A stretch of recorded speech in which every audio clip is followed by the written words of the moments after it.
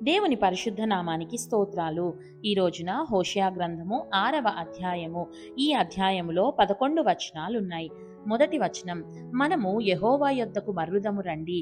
ఆయన మనలను చీల్చివేసెను, ఆయనే మనలను స్వస్థపరచును, ఆయన మనలను కొట్టెను, ఆయనే మనలను బాగుచేయును. రెండవ వచనం, 2 దినములైన తరువాత ఆయన మనలను బ్రతికించును, మనము ఆయన సముఖమందు బ్రతుకునట్లు 3వ దినమున ఆయన మనలను స్థిరపరచును. మూడవ వచనం, యెహోవాను గూర్చిన జ్ఞానము సంపాదించుకొందము రండి. యెహోవాను గూర్చిన జ్ఞానము సంపాదించుకొనుటకు ఆయనను అనుసరించుదము రండి. ఉదయము తప్పక వచ్చు రీతిని ఆయన ఉదయించును, వర్షము వలె ఆయన మన యొద్దకు వచ్చును. భూమిని తడుపునట్టి తొలకరి వర్షము కడవరి వర్షము వలె ఆయన మన యొద్దకు వచ్చును. 4వ వచనం, ఎఫ్రాయిము, నిన్ను నేనేమి చేతును? యూదా, నిన్ను నేనేమి చేతును? తెల్లవారగానే కనబడు మేఘము ఎగిరిపోవునట్లును, ప్రాతకాలమున పడు మంచు ఆరిపోవునట్లును మీ భక్తి నిలువకపోవును.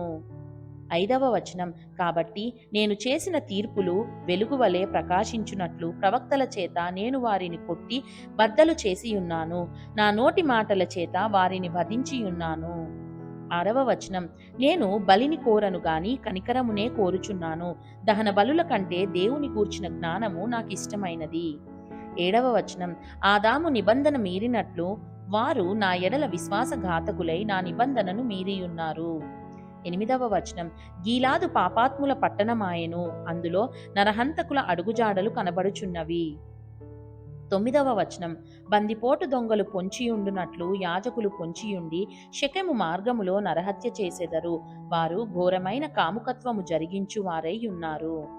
10వ వచనం, ఇశ్రాయేలు వారిలో ఘోరమైన సంగతి ఒకటి నాకు కనబడెను. ఎఫ్రాయిమీలు వ్యభిచార క్రియలు అభ్యాసము చేసెదరు, ఇశ్రాయేలు వారు తమ్మును అపవిత్రపరచుకొనెదరు. 11వ వచనం, చెరలోనికి వెళ్ళిన నా ప్రజలను నేను తిరిగి రప్పించునప్పుడు ఓ యూదా, అతడు నీ కోతకాలము నిర్ణయించును.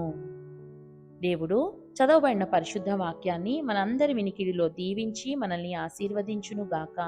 ఆమేన్.